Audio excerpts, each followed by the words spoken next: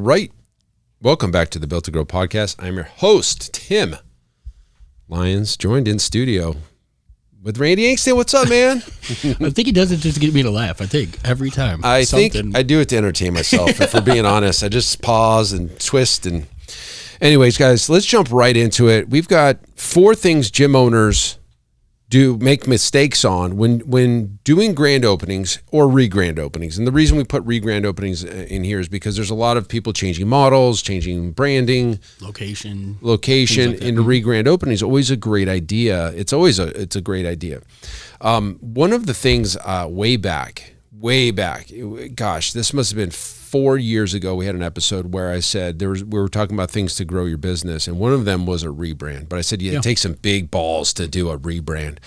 And it does, because at the time, I think there was like 3 gyms that we were working with at the time that had kind of, over the last year, do rebrands. It was Frank Nash to Stronger Personal Training. It was North Point Personal Training to Alloy. And it was our buddy Jared down in Bernier Fitness to Gym. So we were looking at that, and they had grown their business because it was like new and fresh in the market, right? And so that's not something you would take lightly, but it is an opportunity. In fact, we did it here for a lot of different reasons, and it's proven to be a really good move. Now, grand openings are a lot different than re-grand openings. So let's just start with the grand opening. Grand opening is a great opportunity to get a large client base before you open the doors. Yep. I think that is your only goal when it comes to a grand opening, is obviously get the space done, get the certificate of occupancy, get your systems and software set up, build your team, and do all the stuff there. But if you open the door to 0 clients, like you missed the boat, right? All those expenses hit, and you got nothing coming in yet. Right. So number one mistake that gym owners make is not giving themselves a long enough timeline of reality of what it's really going to take to get the build out done, get the equipment ordered, and all the things to get a gym open and off the ground. They rush it. For good reason, right? Maybe they're on a timeline with the landlord. Maybe they're a timeline on their loan, and they need income to start coming in. And so there's a lot of reasons why this happens, but it's always underestimated. Very much so. And when you're dealing with contractors, assuming you're building a space out, 9 times out of 10, they're going to go over schedule and over budget. Always. And then on top of that, it's not always the build out, it's the permitting. Dealing with the city, getting your certificate of occupancy. Like, you and I have backgrounds in construction. Both of us have seen this almost every single time. Yeah. They shoot themselves in the foot thinking the date that they've chosen for a grand opening is great because the construction timeline's on pace. And then all of a sudden, boom, you're stuck waiting for signatures from the city. Or the fire marshal, because the fire marshal saw a sprinkler head that was covered up, and now he's not going to come back for a week. Yep. It happens all the time. So, the rule of thumb is always give yourself 30% more time than you really believe you need, and it'll be getting eaten up in there. So first mistake, not giving yourself enough time, not planning things out and accordingly to make sure that, one, you're getting out there and hitting the streets, right? Part of a grand opening is a lot of door-to-door sales, right? Like going to the businesses, meeting the people in your community, going to little events, trying to partner and let the neighborhood know, hey, we're coming. It's it's probably one of the areas where networking actually pays off the most. Right. For its effort. And it's a great excuse. So we're working with a gym out of Connecticut, and they've chosen a location that's in a business park, but they're in the bank location, which is, the bank was right on the street. So by far, amazing location. I was talking to the gym owners, and we're talking about going to all those businesses. It's a great excuse. Hey, we're going to be your new neighbors. Let me tell you all about what we do and love to invite you in, all this stuff. And you could really blow the doors off day one. Yeah. Think about the clients in your shopping center. Like, those guys are perfect clients. And when we were across the street, we had the restaurant owner, we had the tanning salon owner, we had the optometrist in there, we had the dentist. They were all members. Yep. Because how convenient is that? Hey, on lunch, they're going to go work out. So, all right, so there's that. First one, timeline. You don't give yourself enough time. Yeah. Number 2, budget. Where you're spending the money is a big deal. Often, everybody wants the big, beautiful stuff. They want the brand new equipment. So I see quite often all of the focus goes there as opposed to the marketing budget, a sales team, things like that. Putting the pieces in place that actually turn put a return in place. You know what I mean, for the money that's being spent. Mm-hmm. No, yes, is it important to have quality equipment and things that people are going to be using, out of the gate? Sure, but is that the thing that people are going to continue to come to the gym for because you have that in place, or if in lieu of having the marketing budget to expose yourself in the area and things like that? So budget's a big one. I think that people tend to do the build out and all of that type of stuff, and then they have to figure out, how do I get the word out? How do I pay the people that are going to be converting some of these things? And so the misalignment of misbudgeting towards the location build out versus what it's going to take to actually put people in the door. Yeah, budget can go awry really quickly in construction, but really quickly in equipment. And like you said, if you don't leave a chunk of that out for marketing, you got a room full of equipment and nobody knows about it. Basically at the end of the day. Yeah. So it would be more advantageous to put, don't get the $10,000 XYZ thing and put that 10 grand into marketing. And I truly believe to do a marketing push in today's day and age, 30 to 50,000 over a 4 to 6 week period is probably about right. And honestly, it's probably a little bit more. Sure. And maybe it's 2 months. So the budget isn't set, good for the gym owners that are bootstrapping the deal and getting it happen. You're going to just run slow. You're just not going to get a whole bunch of people to start right away. You're just going to build a slow grind, and there's that way too. Sure. One of the biggest benefits by far when it comes to a grand opening, and we'll make this mistake number 3, is not having, one of the biggest mistakes is not having a sales team, but one of the biggest opportunities when you do have a sales team is what you're selling. Yeah. Okay, let's talk about this for a second. So the mistake is not having a dedicated sales team. The benefit or the opportunity when it comes to a grand opening, you're selling somebody on air. You're selling air, like your excitement of what could be or what it's going to be and what's over here. And I know you see a trench here, but there's going to be a smoothie bar here, and you're selling the vision. People can get behind that. Absolutely. Okay, that's the first thing. They also like the fact that they can commit today. They don't have to start working out until they get open, right? Yeah. So there's something to be said there, right? Hey, you can commit today, but you're not going to actually pay or work out and exude the energy it takes to get the result you're looking for 4 more weeks. And during those 4 weeks, we're going to keep you updated. And if it pushes, we'll let you know. Now, this is where you could shoot yourself in the foot. If you don't have a good construction team, that schedule gets blown out, you're losing all those sales. The other half of it, you can't go too long, right? Yeah. There is a fine line. I would say call it 90 days that people are willing to wait. But not 90 days, maybe 45 days. That's what I meant. Yeah. 45 days is probably where 6 weeks, like somebody could sign up, and if you're not open for 6 weeks, they're cool with that. But if it gets to 8, 12, 16 weeks, they've found another gym. Yeah. They're not coming to you. Like, why would they wait 4 months?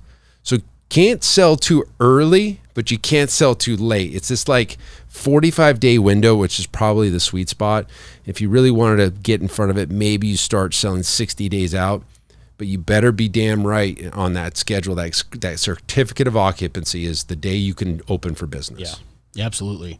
Yeah, that's a big one. And then as you have that stuff, I would, in alignment with that, I wouldn't plan grand opening stuff until you're in the location, right? Like start with that soft opening. Yes. Right? Work out some of the kinks, much like restaurants do. You know what I mean? You're Friends talking and about the family, event. The event, right? Like a kickoff grand opening event, things like that. I see so much planning in accordance with that date of, that everything's pre-planned to open, and then all of a sudden something gets pushed, something gets delayed. That now all of that has to get pushed down the line. Yeah. Or, you get in there and you do all of that stuff and you don't have the product that you want to bring to the market. That you want to bring to the marketplace yet, and you haven't worked out the kinks, right? Your team hasn't taken sessions and knows how to train people in your vision model things like that. And so, you can lose somebody just as early as it's a hell of a point.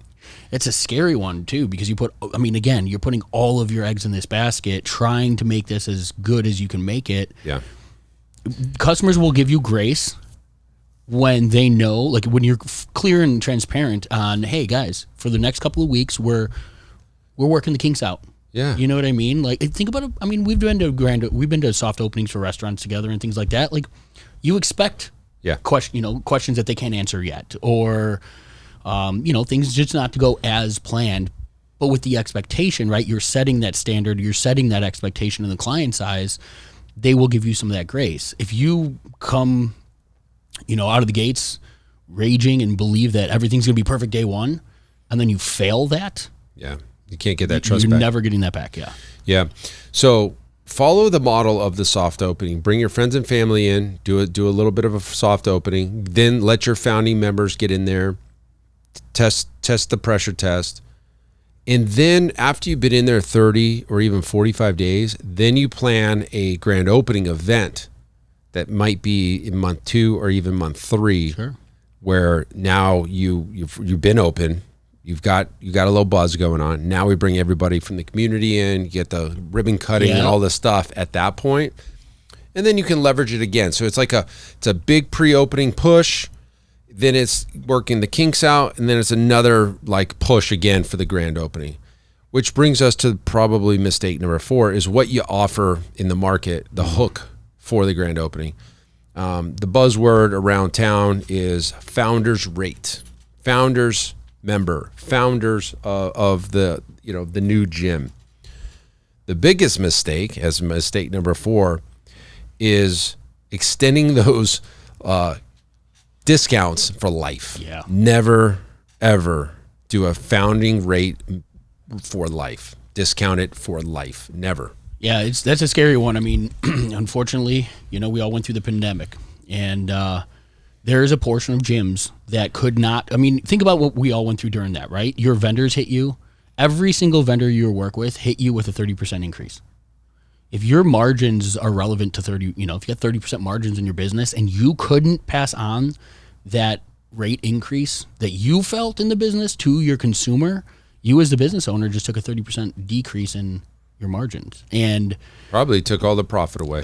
Exactly, right. And how many of those gyms are no longer here because they forced, they were put in a position where they had lifetime rates, couldn't raise those rates to those members, they couldn't offset that increase in expense, and therefore they couldn't pay their bills. Yep. And we had a conversation with a couple coaching clients that are doing some Regrand openings and things like that, and that was a question that was bounced around was, are you doing a lifetime founders rate? And I said, absolutely not. I said, as a business owner, there's not a business in the world that doesn't have the ability to raise rates time and place. I mean, subscription companies do it all of the time and just pass it along like it's normal business. Right. But yet there's something about this industry that we feel, everybody's afraid of raising rates, which is to me is ironic because we're all underpaid.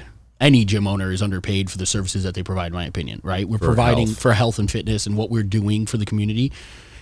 If we were paid what the value of that actually is, it would be much, much higher than what anybody's charging for their services. But if you don't have the ability to adjust accordingly, think about all those external circumstances, right? We didn't have a choice during that. We didn't have anything to do with it. Whether you believed that was the path, whether you didn't believe it, regardless, your bills went up 30%, and unfortunately that is something that has to be passed along to the consumer. And if you don't have that option in your business, you can expect to pull a part-time job, pull another job, or at some point probably close the doors. Here's something really, really interesting. We have a mutual friend. He's our chef, right? He owns a restaurant here in town. It's a breakfast restaurant. Biggest heart, right? And I'm in his restaurant the other day, and I'm looking at his menu items, and they're like, $12.99 for this and $13.99 for that, and a drink, coffee's $3.99, and everything was like exact numbers. And I'm like, if he were to take all of his pricing, honestly, this is like I directed him to do this. He will not do it, but like as a restaurant, he could do this, and nobody would blink an eye. let's just say his margins in his business are 10%, because that's about what a restaurant is. And he wanted to double his margins. Okay. I want to make 20% profit instead of 10, and he can do it like that. If he just took all of his pricing, raised it 10%, the numbers would be weird. It'd be like 1421 and, whatever, 412 and like, you know what I mean? Like the numbers wouldn't be 99. Sure. It wouldn't be on the dot. It would be like these weird numbers, 27 cents. And like, because everything raises 10% globally. Nobody would blink a damn eye from paying $10.99 to $11.67 or whatever. I had to do the math. But like, automatically he's collecting 10% more.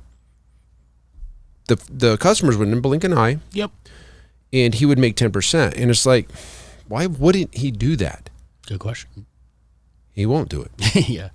Well, I think it goes back to the same reason gym owners don't. It's the fear of losing customers, right? And more often than not, it's the fear that the owner has that's entirely different than the reality of what the consumer is willing to do, right? We assume that a 10% raise, I'm going to lose all of these clients. There's a big, huge difference between that restaurant and his menu items and a gym, and I'll tell you what that is.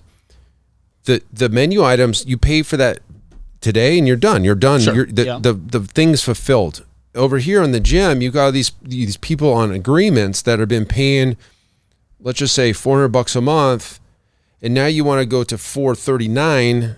But do you go to $439 with the old people or only the new people, or everybody goes up or whatever? And there's this thing going on right now, like in leases, there's a 3% rent increase per year. That's pretty much standard. Sometimes some areas it's 2, sometimes it's 4. And there's gym owners that are talking about building in a 3% annual increase to their contracts. And while I believe that's a great idea, I see 27 flaws with it. Here's a great example of that flaw. Let's just say somebody's coming up on their contract.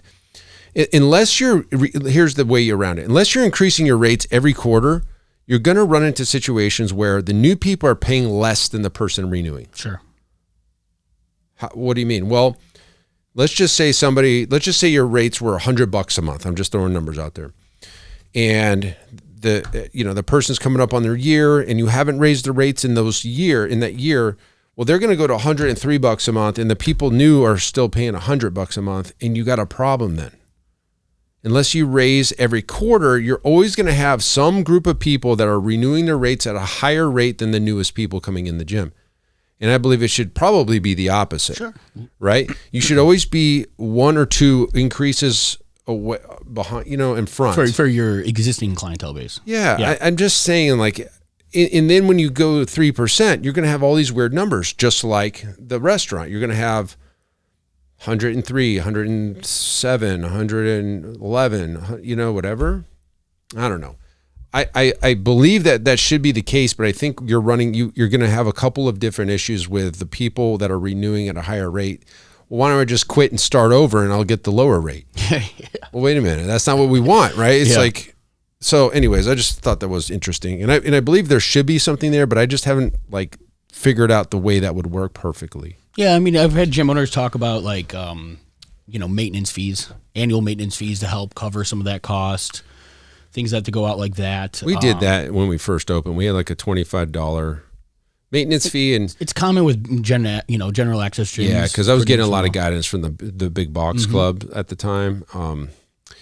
It didn't go very well. Like, what is this extra? A lot of chargebacks. I didn't pay for that. And like, well, it's our annual rate, and we would get it in July, which is when we needed it, and it was like, just ended up being way more problems, more headache than it was worth. Yeah, a couple extra grand, and then you're fighting it with all these clients. You're nickeling and diming me.